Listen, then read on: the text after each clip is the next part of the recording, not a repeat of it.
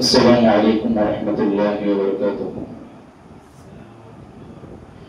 الحمد لله وكفى وسلام على عباده الذين اصطفى، أما بعد، فأعوذ بالله من الشيطان الرجيم. بسم الله الرحمن الرحيم. قال الله تعالى في القرآن المجيد: وأن هذا صراطي مستقيما فاتبعوه ولا تتبعوا السبل فتفرق بكم عن سبيله. وقال النبي عليه الصلاة والسلام: تفترق أمتي على 73 ملة كلهم في النار إلا واحدة. قالوا: من هو يا رسول الله؟ قال: ما أنا عليه وأصحابي، أو كما قال عليه الصلاة والسلام. সম্মানিত শ্রোতাবৃন্দ, আজকে আমরা আহলে সুন্নাত ওয়াল জামাত কাকে বলে এটা পরিচয় নেব। আহলে সুন্নাত ওয়াল জামাত বলতে একটি সঠিক দল, যে সঠিক দলের দিকে ইঙ্গিত করেছেন আল্লাহর নবী মুহাম্মদ মুস্তাফা সাল্লাল্লাহু আলাইহি ওয়াসাল্লাম।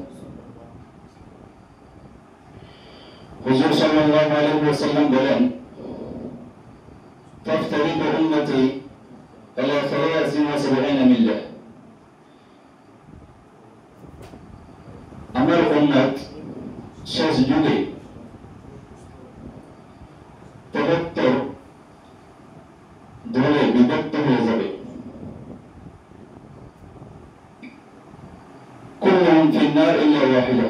আল্লাহর নবী বলেছেন, সে 73 দল থেকে একটি দল ব্যতীত আর সমস্ত দল জাহান্নামে হবে, তাদেরকে জাহান্নামের আগুন স্পর্শ করবে।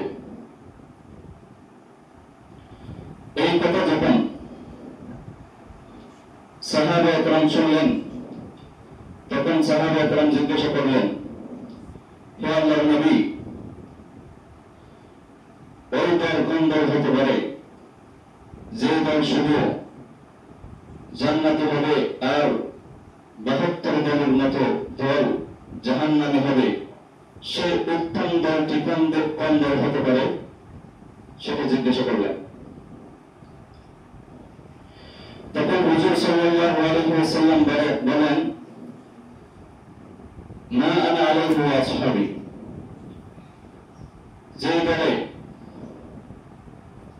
আমার আদর্শ আছে এবং আমার সাহাবা একরামের আদর্শ আছে, সেই দল হবে জান্নাতি দল, সেই দল হবে বেহেশতি দল।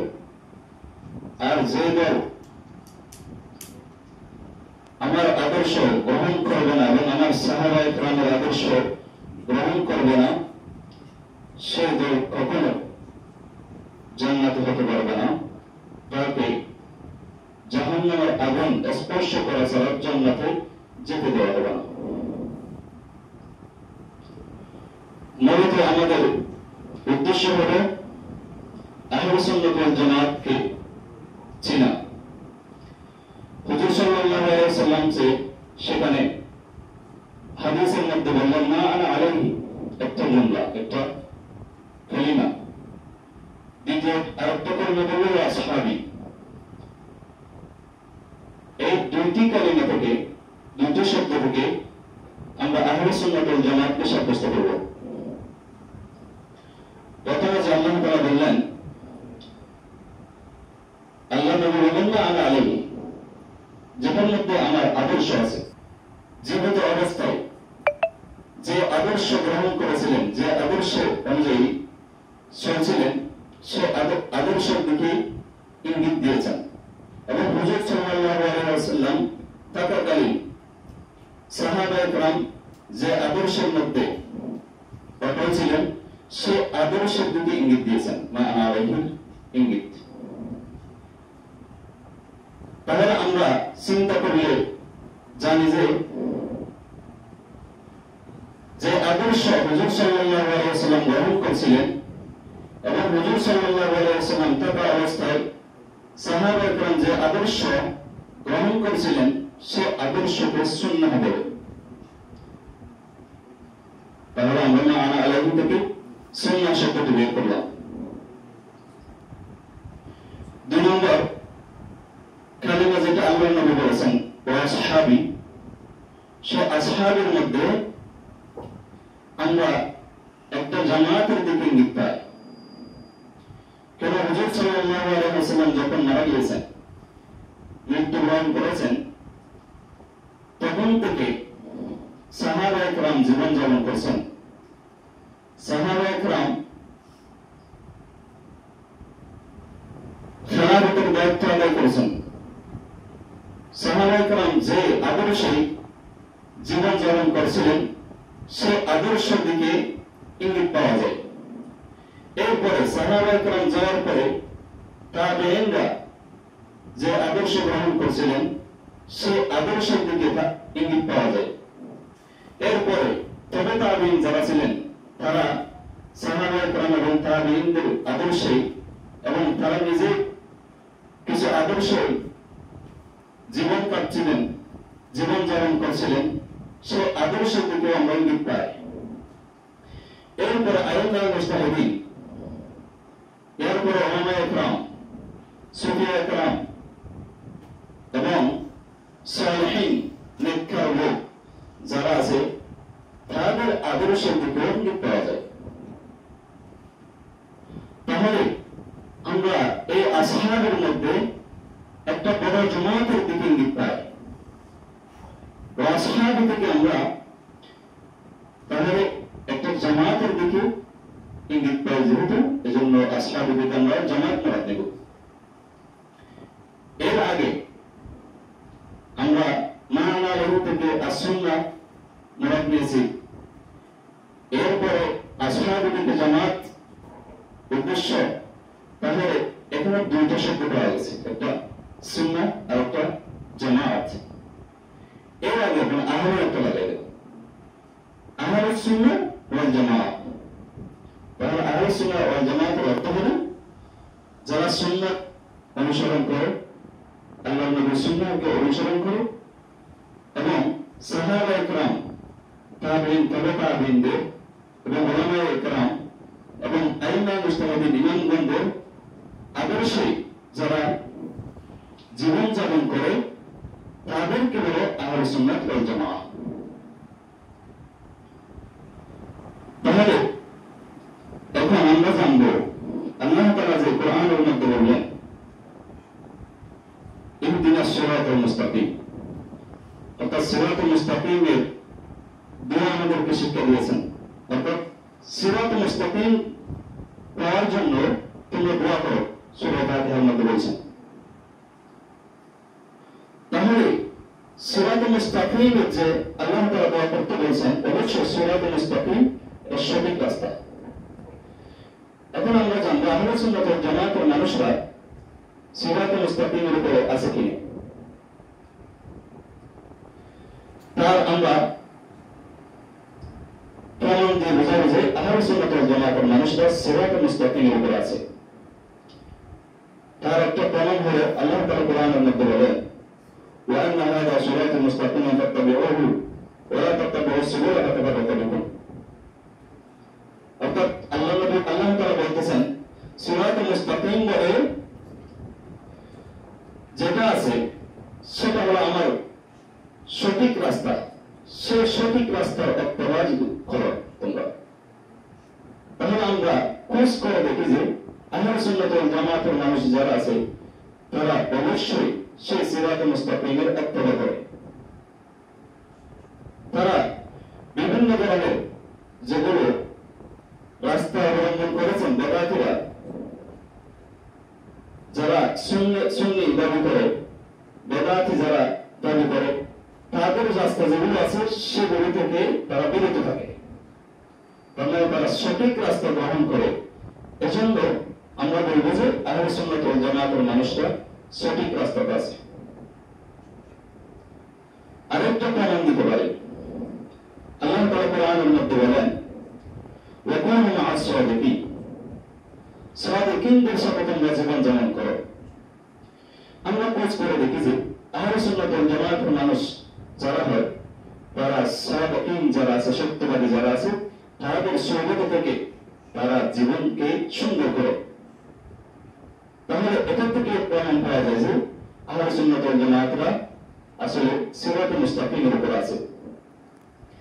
এখন আমরা জানবো সিরাতুল মুস্তাকিম একটা কাদের রাস্তা। কোরআনের মধ্যে আল্লাহ তাআলা বলেন, الذين أنعم الله عليهم من النبيين والصديقين والشهداء والصالحين।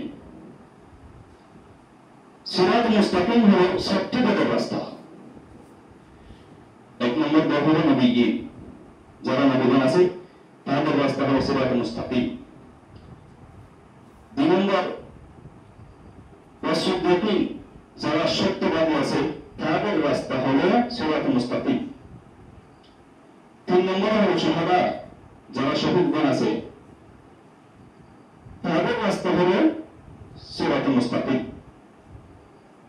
ছয় নম্বর হলো সালেহিন, যারা নেককার আছে তাদের রাস্তা হলো সিরাতুল মুস্তাকিম। মোট কথা হলো যাদেরকে পুরস্কৃত করা হয়েছে, যাদেরকে পুরস্কার করা হয়েছে দুই একাত্তে, তাদের রাস্তা হলো সিরাতুল মুস্তাকিম। সুতরাং যারা এই সাত পদে জীবনকে অনুসরণ করবে এবং তাদের জীবনকে পদে অনুসরণ করবে, তারাই হলো সিরাতুল মুস্তাকিম, তারাই হলো সিরাতুল মুস্তাকিমের উপরে অন্তর্ভুক্ত। আর যারা সিরাতুল মুস্তাকিমের উপরে অন্তর্ভুক্ত হবে তারাই হবে আহলে সুন্নাত ওয়াল জামাতের মানুষ।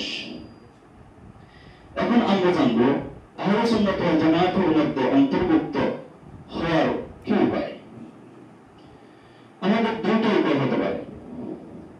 এক নম্বর উপায় হলো আমরা নবীদের জীবনী পড়ব এবং সাহাবায়ে কেরামদের জীবনী পড়ব এবং তাবেঈনদের জীবনী পড়ব এবং তবে তাবেঈনদের জীবনী পড়ব, আইম্মায়ে মুজতাহিদিনদের জীবনী পড়ব, উলামায়ে মাশায়েখদের জীবনী পড়ব, ফুকাহায়ে কেরামদের জীবনী পড়ব এবং সালেহিন নেককার যারা আছে তাদের জীবনী পড়ব।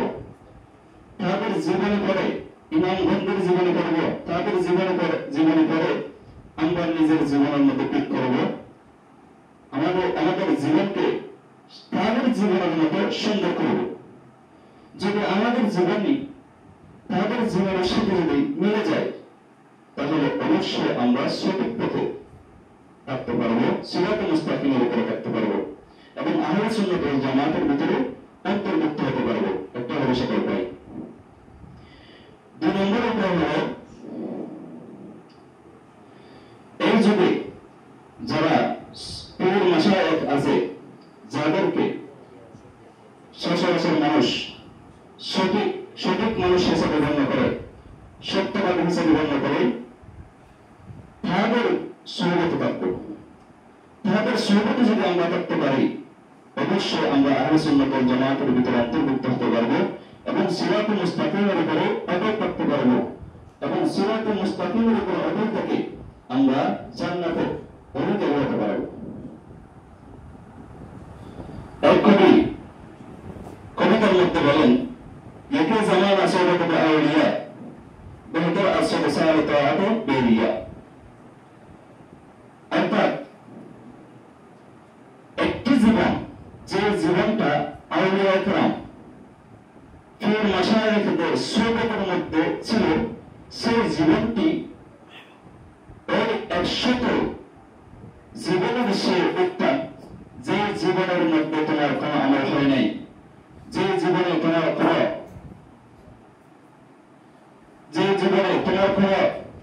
ভালো দিক যায় নাই, যে জীবনে তোমার কোনো ভালো চিন্তা বিক্রি হয় নাই, যে জীবনে তোমার কোনো বড় বড় দিক নিয়ে চিন্তা বিক্রি হয়ে নাই, সেই রকম 100 জীবন মিশিয়ে ওই একটি জীবন উত্তম, যে জীবনটির মধ্যে তুমি আউলিয়া কেরামদের সুহবতে প্রত্যেকে কাটাতে পারছো।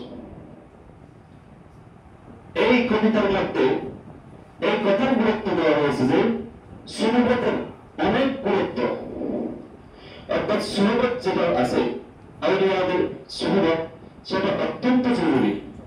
যে ব্যক্তি সুহবত হাসিল করতে পারলে তার জন্য সঠিক রাস্তার উপরে থাকাটা অনেক সহজ হয়ে যায়।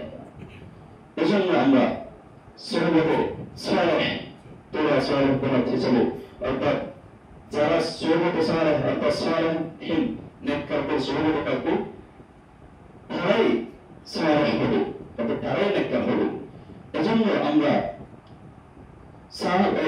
আউলিয়াদের সুহবতে থাকবো এবং পীর মাশায়েখদের সুহবতে থাকবো। তাদের সুহবতে থেকে আমাদের জীবনকে সুন্দর করবো। আল্লাহ তাআলা আমাদেরকে যেন সেই আউলিয়া কেরামদের এবং পীর মাশায়েখদের জীবনে সুহবত হাসিল করে তাদের জীবনের মতো জীবন গড়ানো তৌফিক দান করো। সবাই বলি আলহামদুলিল্লাহ, আমিন। ওয়া আখিরু দাওয়ানা আলহামদুলিল্লাহি রাব্বিল আলামিন।